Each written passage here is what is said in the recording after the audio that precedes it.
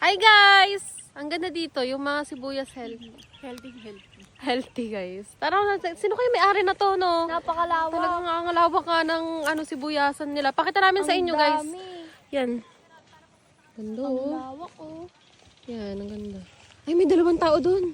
Baka sila may ari. Baka sila may-ari. Kapitan natin. Oh, lapitan natin. Lapitan natin sila. Kuya! Kuya! Sa inyo ba to sibuyasan? Oo. Pwede po ba namin kayo ma-interview? Pwede po ba kayo ma-interview? Lahat Kasi- ng nakikita nyo na yan. Lahat yan. Yan, mga puno. Lahat Puno? na makikita nyo, lahat na makikita ng mata nyo. Hindi sa amin yan. Bibiro lang siya. Ano talaga? Magkapatid kasi kaming dalawa. Ba't Hindi lang kami Bakit po magkamukha. maliit po ka? Ay, yung ano po. Hindi lang kami magkamukha. Bakit yung isa malaki mata? Hindi lang kami magkamukha. Paras lang kami ng height. Ano, di sa amin talaga to. At ano, ito yung pinamana sa amin ng lolo namin na yung nanay niya. Bakit? Paano nyo po na-maintain na ganyang kaganda yung sibuyas? Ito siya kasi, siya talaga. Ikaw sabi niyo siya. Na-maintain yung ganyan. Titigan mo lang araw-araw.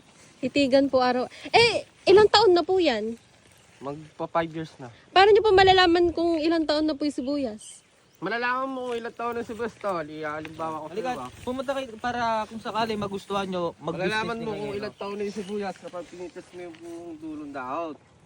O ito ko yung dulong dahon. Yun yun. Malalaman mo na 5 years na yung dulong dahon pag pabulok na yung dulo. Ayan. 5 years na. Teka, ba't ba kayo nandito? May balak ba kayong magtanim din ng ito? Hindi po kasi pinatignan po nung papa namin kasi siya po yung may-ari po eh. Nang. Na sibuyas. Sino ba kayo? Ba't pala kayo nandito? Tatawagan na po namin Di, yung papa po namin. Kayo po yung may-ari. Baka sosyo po kayo ng papa po namin? Ano, inutusan kami magtubig eh. Water po kami, water po. Trabador lang pala kayo. Papa! Nainay! Papa! Ito dalawang usyo koy. Malalaman mo na 5 years na yung dulong dahon pag pabulok na yung dulo.